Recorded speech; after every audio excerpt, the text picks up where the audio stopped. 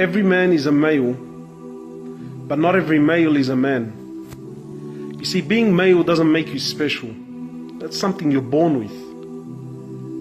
And we're living in a time now, you don't even have to be born a male. You can do a surgery and become a male.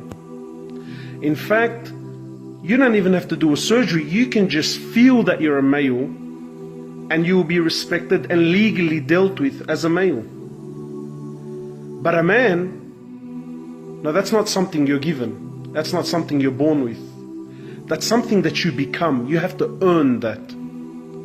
Being a man, there are choices you have to make, responsibilities that you have to take on. There's a criteria that needs to be met. And who sets this criteria? Me? You? Society? The entertainment industry? Thugs on the streets? Or is it Allah Jalla Jalalu, the creator of both the male and the man? He sets the criteria of what you need to do in order to become a man.